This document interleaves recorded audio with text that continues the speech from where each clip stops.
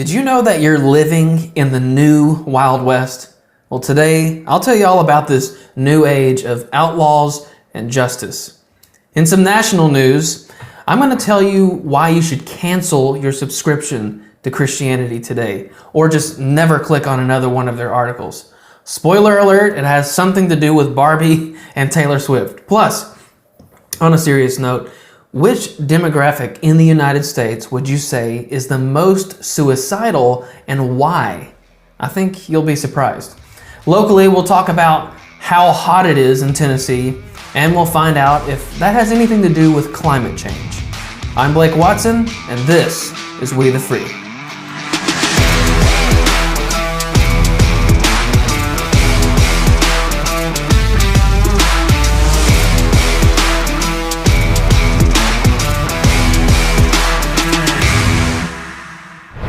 It's October 5th, 1892.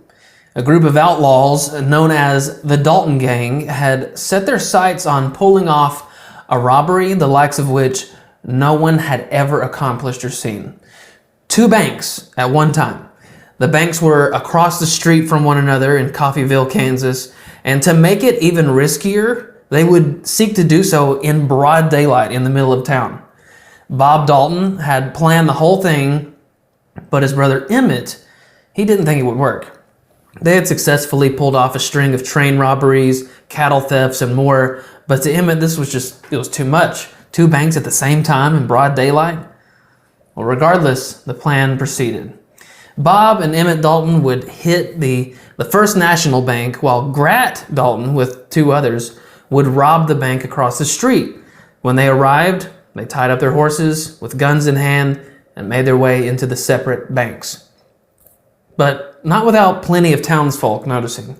While the Dalton Gang carried out their separate robberies, the people of Coffeyville began to amass in the town square. Local hardware stores even started distributing guns to the locals, and law enforcement readied themselves.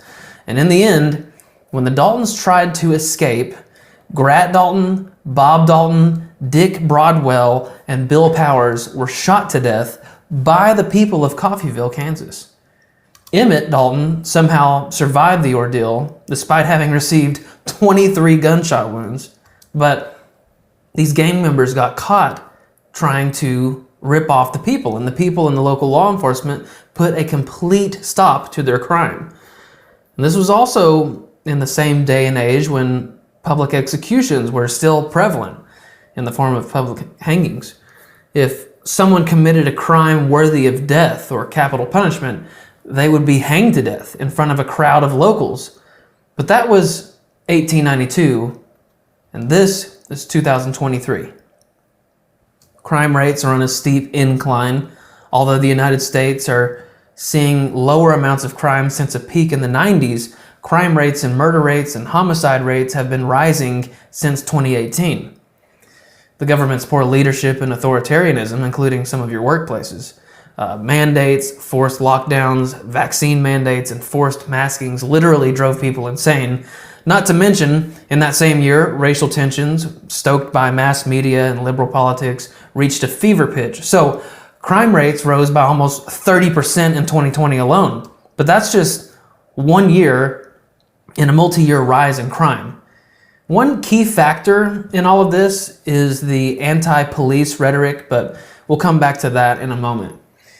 In recent years, you've probably seen the shocking footage of stores being robbed by gangs of people. You've seen, or at least you've heard about, shocking racial violence where white kids, the elderly, Hasidic Jews, or Asians are being targeted because of their race and their ethnicity or their skin color. In most of these situations, no one is doing anything to stop them. And the reason why you're seeing it is because someone's standing there just taking a video of it on their iPhone because they think, oh, this will get lots of views and likes online, right? Of course, there's one recent exemption from this new normal, and that is the infamous Daniel Penny.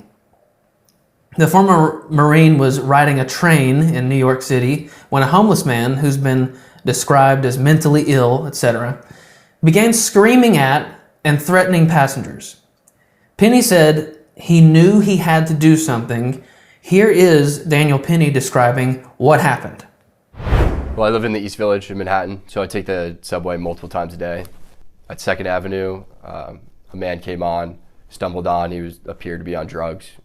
The doors closed, and he ripped his jacket off and threw it at the people sitting down to my left. The 3 main threats that he repeated over and over was, "I'm gonna kill you, I'm prepared to go to jail for life, and I'm willing to die."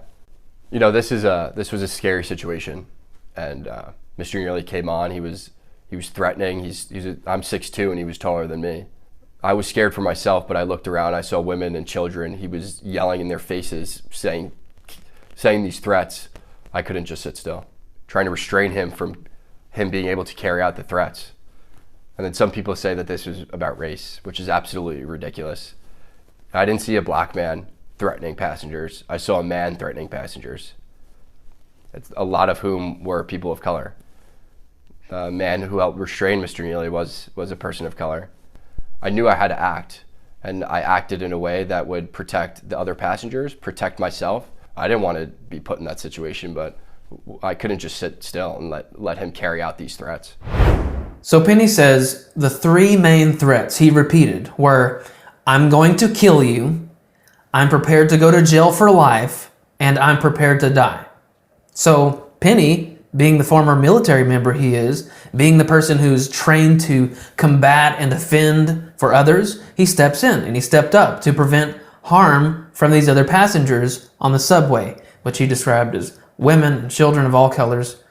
So what happened to this guy? Was this hero given a ticker tape parade? Did New York give him the key to the city for his heroism? Well, in a society that's devoid of justness and justice, where crime is rising and police are being attacked, where race baiting and racism drips like drool from the mouths of politicians and media members, no. Daniel Penny is being sent to prison for at least 15 years for manslaughter and negligent homicide, and some want to send him to prison for life. It seems like quite the paradox, doesn't it? A man who served his country saves a subway car full of passengers from a man who had been arrested 42 times, including once for punching a 67-year-old woman in the head. Sure, the story demonstrates the imbalance of justice, or as some call it, the 2-tiered system of justice.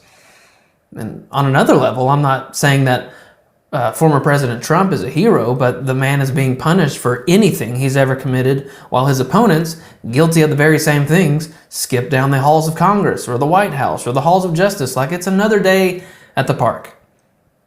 It reminds me of the words of King Solomon in Ecclesiastes when he said, "I saw again under the sun that the race is not to the swift, and the battle is not to the warriors, and neither is bread to the wise, nor wealth to the discerning, nor favor to men of ability, for time and chance overtake them all." When Solomon says that phrase, under the sun, that means on earth. So he's saying that life on earth isn't fair. That's a natural injustice, like on this broken, fallen planet that for the meantime we call home. And sure, there's ebbs and flows throughout history, but right now, what's up is down, what's good is bad, and what's bad is good. The good guy gets punished, while the bad guy doesn't. In the case with our political leaders, only the bad guy gets punished, but the really bad guys don't. I can prescribe several remedies to fix the imbalance of the scales of justice. One way would be to reinstitute the blindness of Lady Justice. In the case of Daniel Penny, he's being punished because of his skin color and because of Jordan Neely's skin color. In Trump's case, it's because he's somewhat conservative and untraditional Republican. But what about across the nation? How do we balance the scales of justice there? Well, the biblical prescription for law and order is pretty simple. Punish evil, reward good, establish law and order. Listen to the words of the Apostle Paul in Romans 13. Every person is to be in subjection to the governing authorities. Every single person. For there is no authority except from God, and those which exist are established by God. Therefore, whoever resists authority has opposed the ordinance of God, and they who have opposed will receive condemnation upon themselves. For rulers are not a cause of fear for good behavior, but for evil. Do you want to have no fear of authority? Do what is good, and you will have praise from the same, for it is a minister of God to you for good. But if you do what is evil, be afraid, for it does not bear the sword, meaning the rulers. It does not bear the sword for nothing, for it is a minister of God, an avenger who brings wrath on the one who practices evil. Therefore, it is necessary to be in subjection, not only because of wrath, but also for conscience sake. For because of this, you also pay taxes, for rulers are servants of God, devoting themselves to this very thing. So he says, render to all what is due them, tax to whom tax is due, custom to whom custom, fear to whom fear, honor to whom honor. In the Old Testament, we have so many examples of law and order when it comes to crime and punishment, the most serious offenses being those deserving of capital punishment, which in that day consisted of public stonings, where people threw rocks at you until you're dead. In Genesis 9:6, God says to Noah, whoever sheds man's blood, by man his blood shall be shed. In Exodus, Leviticus, and Deuteronomy, Moses is giving several commands concerning capital punishment for murder, which is the intentional taking of innocent life, striking or cursing a parent, kidnapping, adultery, incest, bestiality, sodomy, rape, witchcraft, breaking the Sabbath, blasphemy, sacrificing to idols, and more. Now, there are all sorts of rules associated with this punishment, but when you fast forward to the foundation of the United States and the formation of our justice system, these were the biblical building blocks from which we also derived proportionality, that the punishment should match the crime, certainty of guilt, like there had to be proof, there also had to be proof of intent, due process, and even reluctance to execute.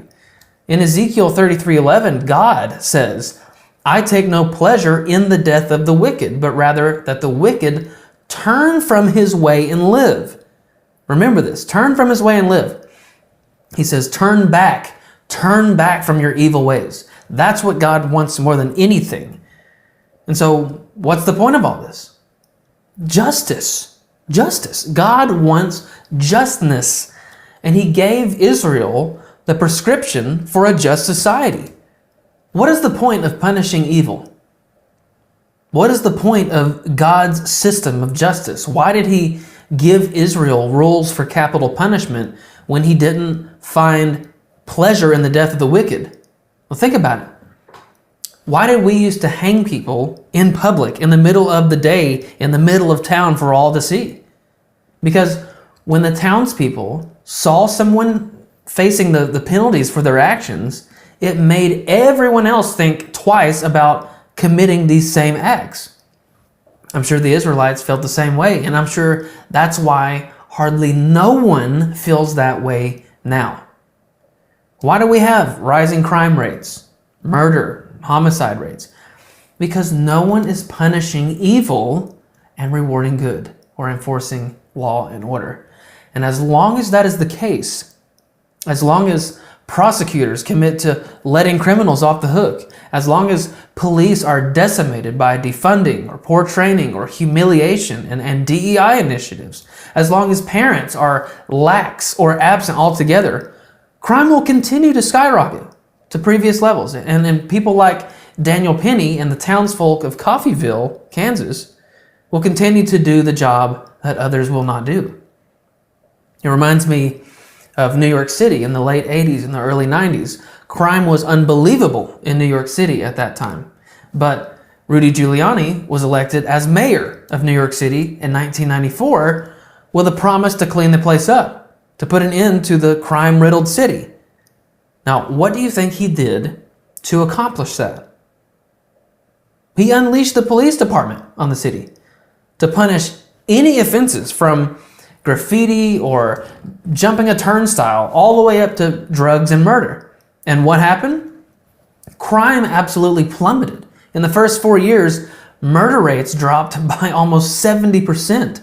Rape, robbery, and assault all dropped. shootings dropped by almost 70%, and all of this in every single borough. Manhattan, the Bronx, Brooklyn, Queens, and Staten Island. It is amazing what happens when you enforce the law and punish crime. Society becomes a safer, better place to live. Now, where there's humanity, there's bound to be sin and evil. So God says, here are the rules and processes to keep this as just and orderly as possible.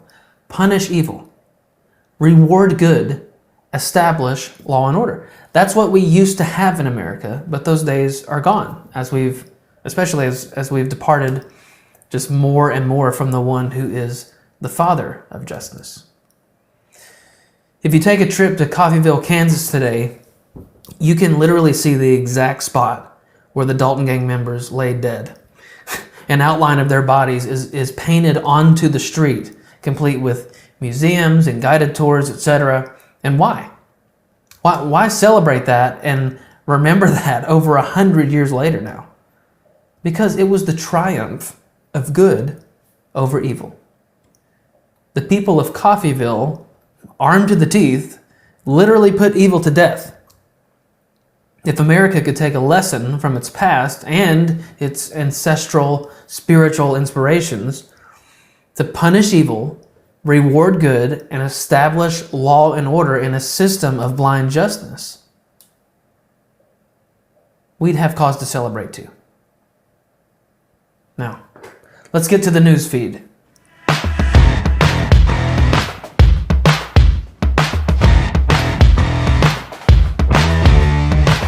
The majority of you are coffee drinkers, and maybe some of you fancy yourselves coffee connoisseurs. Well, whether you're someone who likes to down a quick cup to get a caffeine dose, or you enjoy the art of crafting an excellent cup of coffee, you've got to give my friends at Blackout Coffee a shot. They've got bags of ground or whole bean coffee or single serve pods. They've got many different blends, flavors, and roasts. My personal favorite is Morning Reaper. It's one of their medium roast. So use my code Blake23 for 20% off. That's BLAKE23 for a discount, and level up your morning cup with Blackout Coffee. If you're a subscriber to the Christian magazine, Christianity Today, or their online magazine or blog site, whatever you want to call it, hopefully you'll seriously consider dropping your subscription and never clicking on another one of their articles when you're scrolling on Facebook. Why do I say that? Why so harsh? Well, the company is increasingly liberal, not only in their political expression, but even in their theology. And those things typically go hand in hand. But in recent articles, they have defended or promoted Ilhan Omar, the most anti-Semitic representative we have. Their latest cover story talks about Christians declaring their preferred pronouns. They have a recent article on the evil actions of Trump in Fulton County. On the same note, the writers at Christianity Today are just perplexed as to why evangelicals continue to support Trump despite the indictments. And there have been numerous indicative articles for the last few years on these same notes. For example, they recently wrote an article bashing the recently viral backwoods sensation Oliver Anthony and his song, Rich Men North of Richmond. I've been selling my soul, working all day, overtime hours for bull pay, so I can sit out here and waste my life away, drag back home and drown my troubles away. It's a shame what the world's gotten to for people like me, people like you. Wish I could just wake up and it not be true, but it is. Oh, it is living in the new world with an whole soul. These rich men north of Richmond, Lord knows they all just wanna have total control. Wanna know what you think, wanna know what you do, and they don't think you know, but I know that you do, 'cause your dollar ain't and it's taxed to no end, 'cause the rich men know the rich men.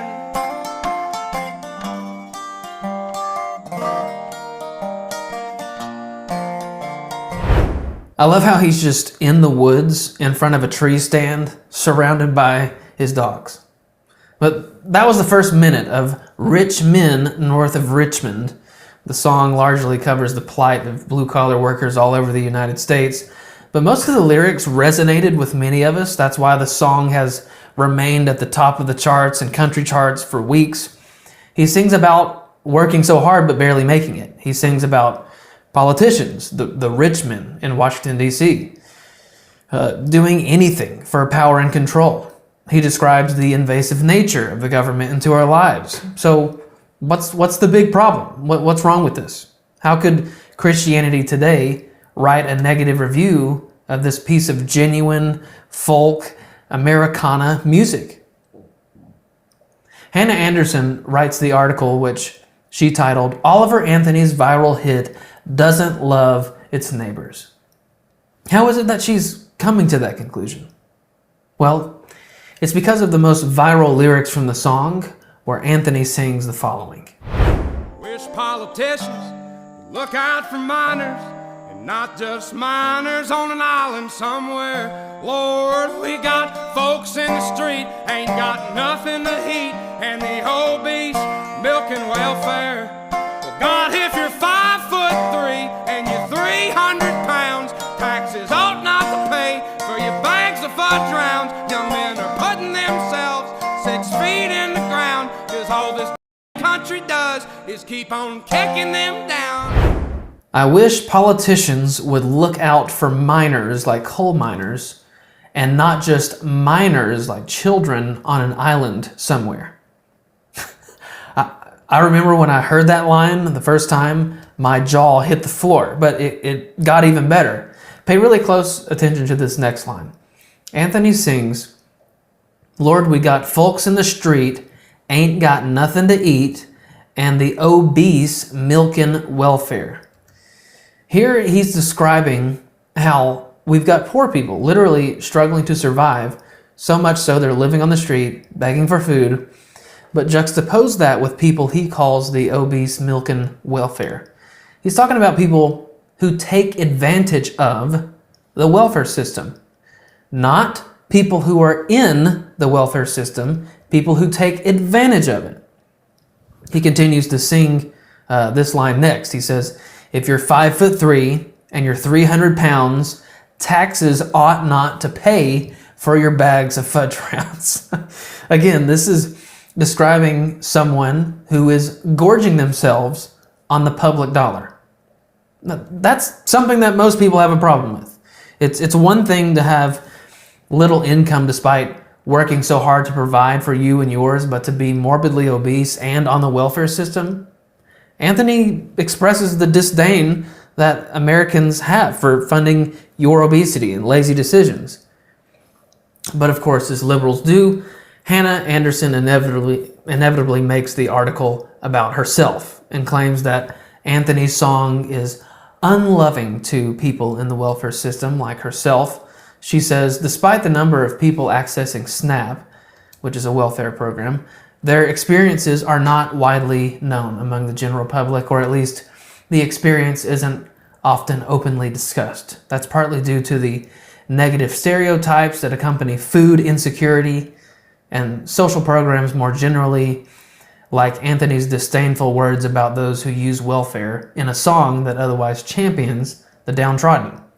Later in the article, she would describe an embarrassing situation at the grocery store checkout line where she didn't want a friend to see her paying with food stamps. Somehow, though, she's missed the entire point of the song. Anthony is describing politicians in Washington, D.C. wanting and working for full control and power over as many lives as possible, and the disdain that the majority of Americans feel towards that. Most Americans feel robbed by the government every single year, all the time. Just try not paying your taxes and see what happens. But we do it anyways. And then the government uses our money to do all sorts of things that we don't like, which includes throwing money at people who obviously don't need it. Anderson thinks Anthony is singing against her, but he's actually singing for her. Americans are pretty much a generous people who would gladly help and be benevolent towards people like Anderson who are doing their darndest to provide for them and theirs. But due to their circumstance or location, they still struggle financially. I can talk about this stuff all day, but that's not the point of this segment. Christianity Today ran this story, bashing a song which is anti-elitist, pro-blue collar, and pro-American, which resonated with millions of us, obviously. Now, I'm not saying Anthony is some great Christian. The song definitely isn't. I mean, not to mention his use of expletives, but the day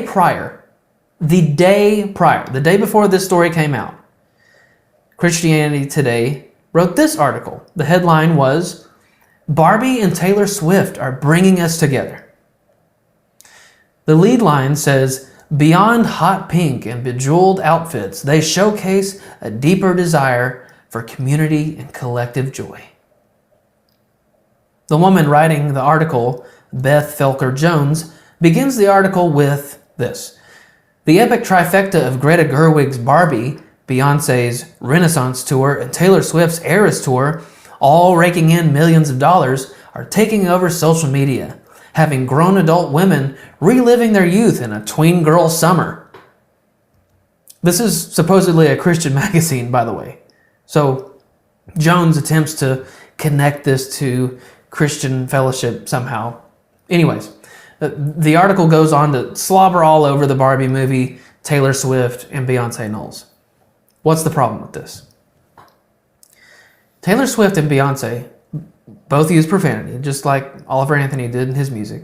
Beyonce regularly flaunts her body and partial nudity, and Swift isn't far off from that. In one of Taylor's recent music videos, she cast a transgender man, also known as a woman, to play her man in the video, whom she's depicted in bed with, while the trans man, aka the woman in the video, is topless. So Taylor's wokeness isn't anything new, though. In an Instagram post in 2018, this is what Taylor said right before Election Day. "In the past, I've been reluctant to publicly voice my political opinions, but due to several events in my life and in the world in the past 2 years, I feel very differently about that now.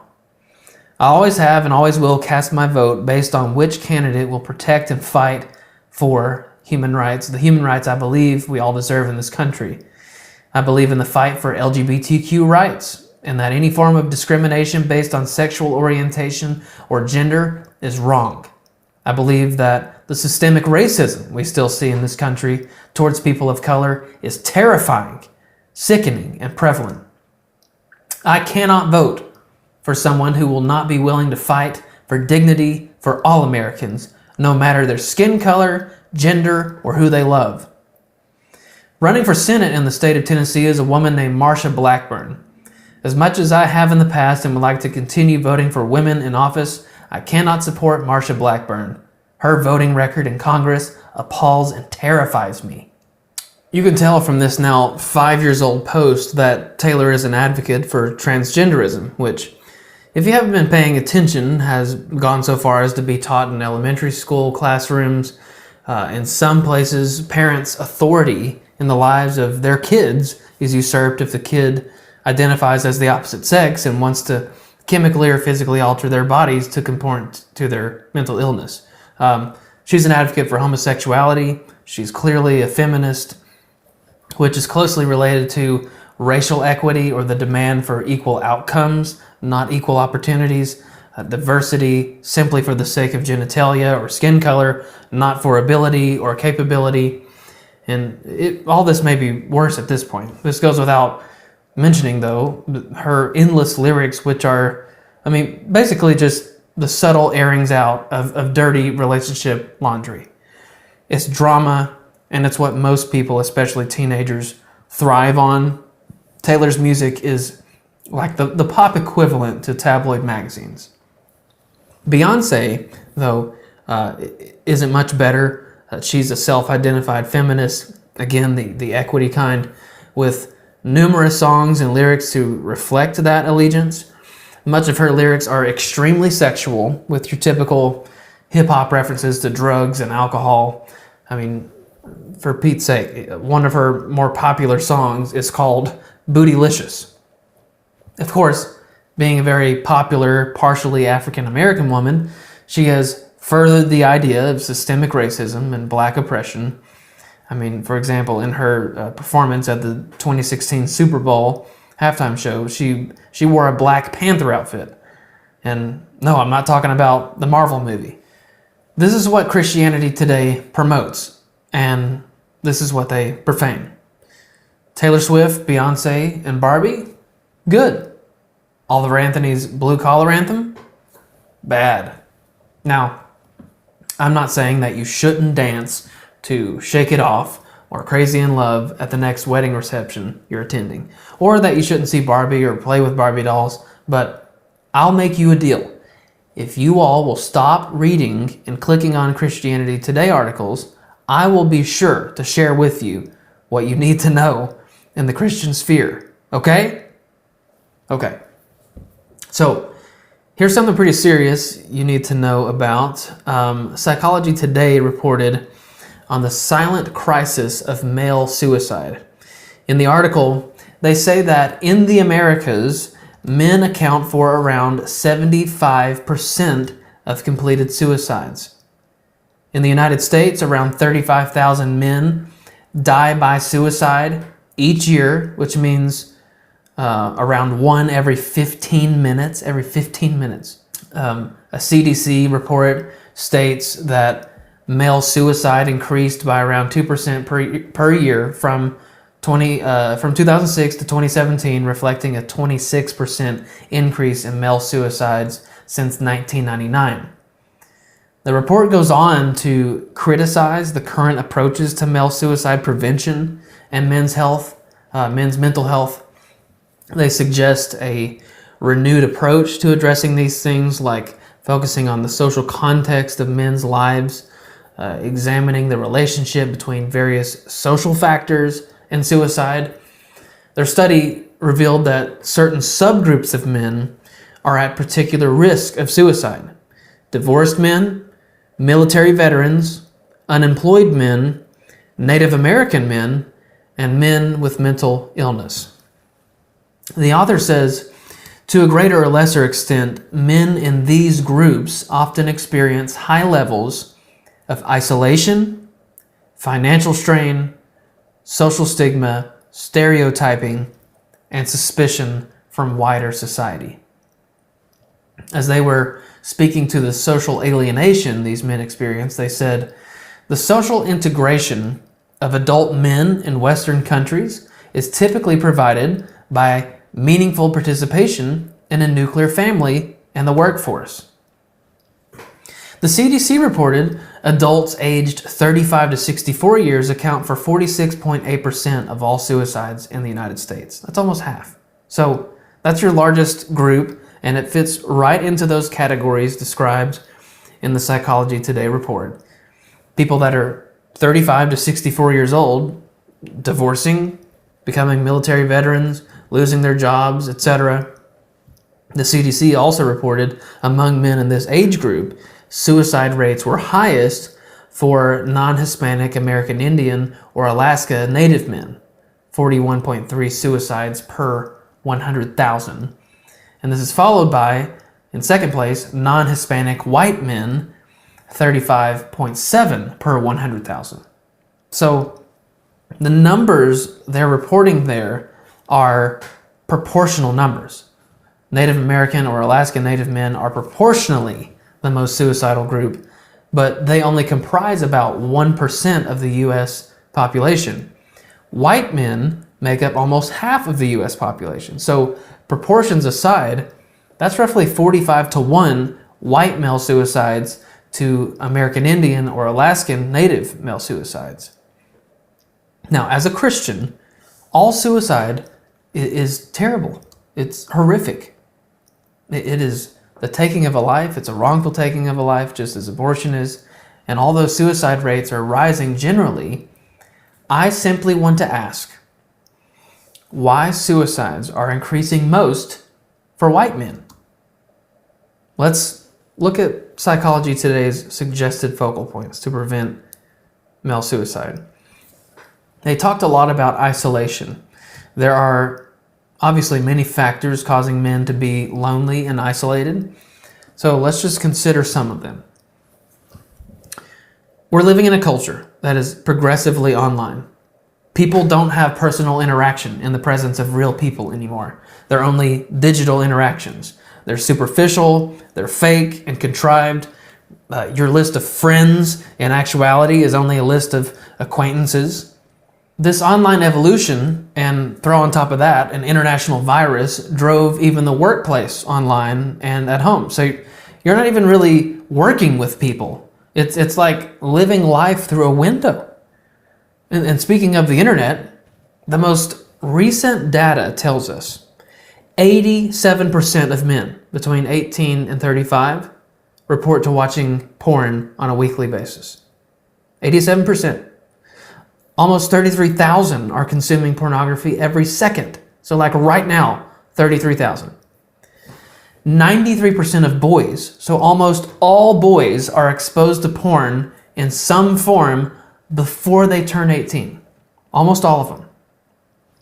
As a result, studies have shown, pornography hijacks the pleasure center of your brain. It floods your neural network with dopamine, which is to say, the more you watch pornography, the harder it is for you to find happiness outside of pornography. Pornography can create, agitate, and trap you in depression and anxiety. And this has surely played a massive role in divorce statistics, even before marriage, though. This online addiction and pornography pandemic, and not to mention hookup culture, which is where people are progressively dating just for sex and fun. All of this has led to increased loneliness and isolation, especially when you ice the proverbial cake with the demonization of marriage, monogamy, and fidelity.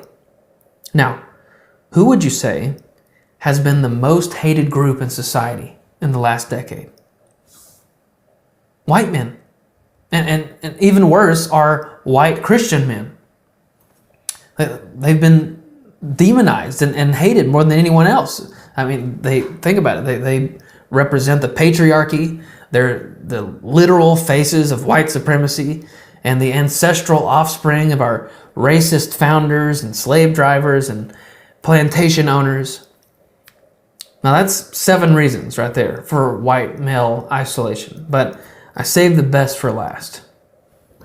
The 8th thing is that these men are not being discipled.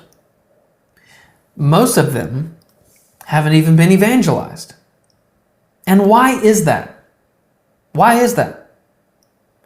Because the bride of Christ has not been the salt and light it was intended to be. I mean, think about it, church.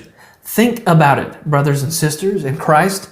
If we were reaching people and discipling them, like Jesus commanded us to in Matthew 28:19 and 20.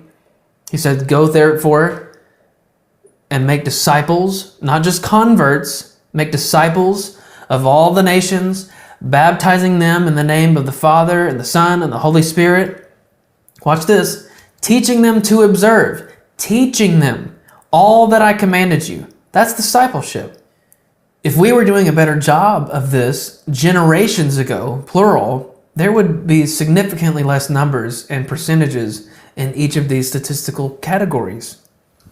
Less divorce, less suicide, less addiction, better marriages, better survival, and better relationships. People would be better able to handle a tragedy or a loss or something difficult or challenging. Mental illness would be drastically decreased.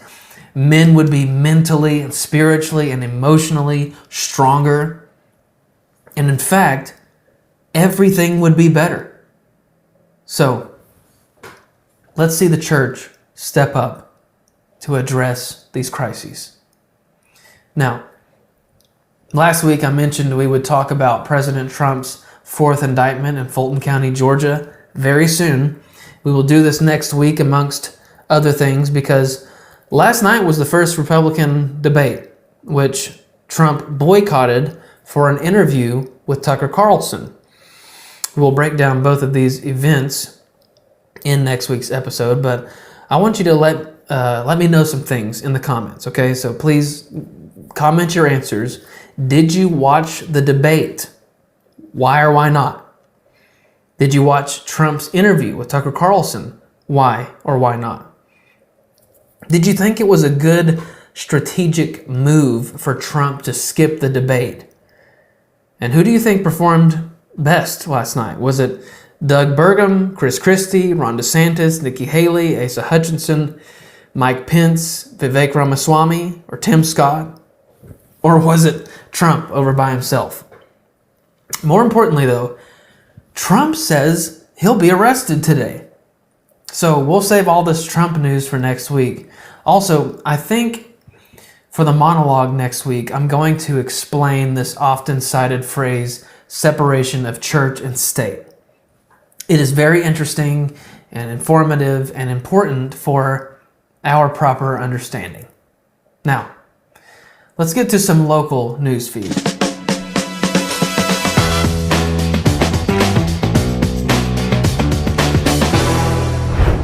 You probably need some roof repairs.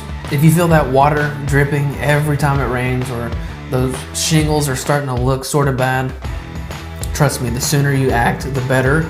So you need to call my friends over at Turner Exteriors for an estimate on your roof today. If you tell them Blake sent you, they'll give you $500 off your new roof.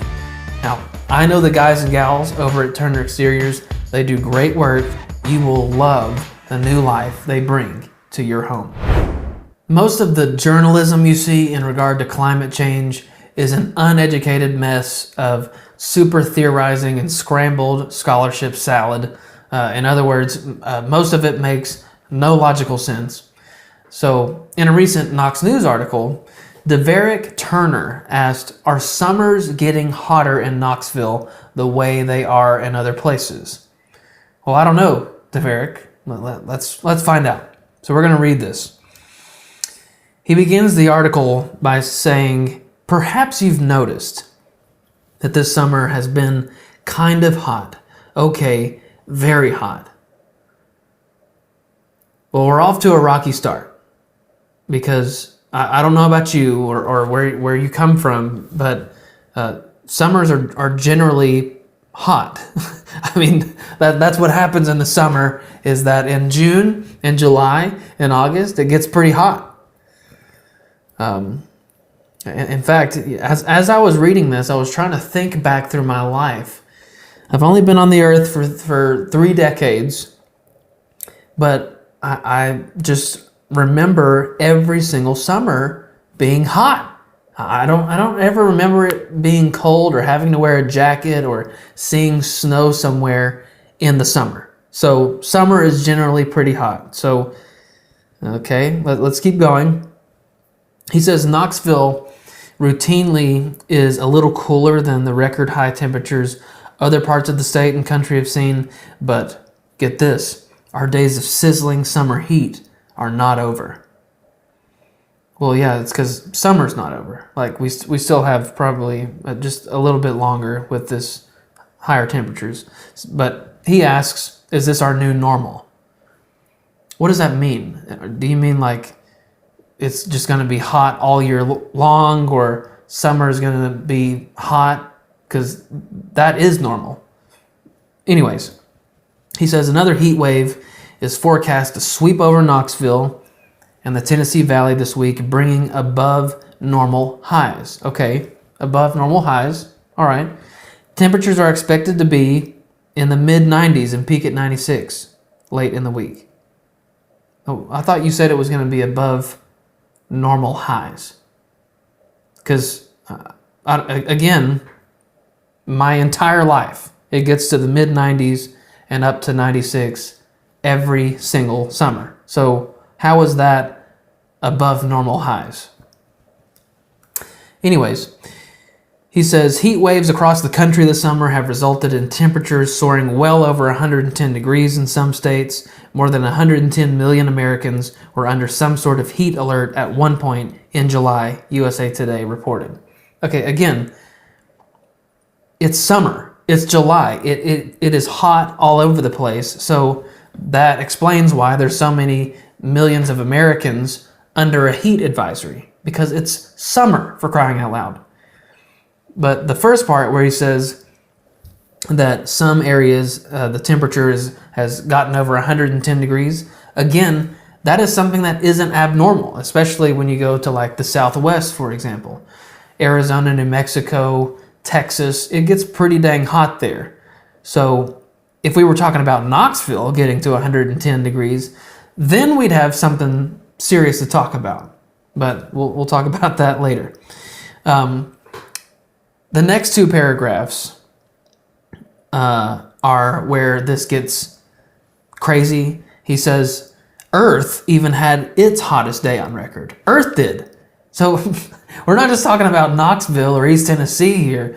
We're talking about the Earth. And he says, Earth even had its hottest day on record when the global average temperature reached 63 degrees in July.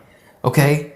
That was the global average, 63 degrees, surpassing the previous record. Get this, you ready? 62.9 degrees.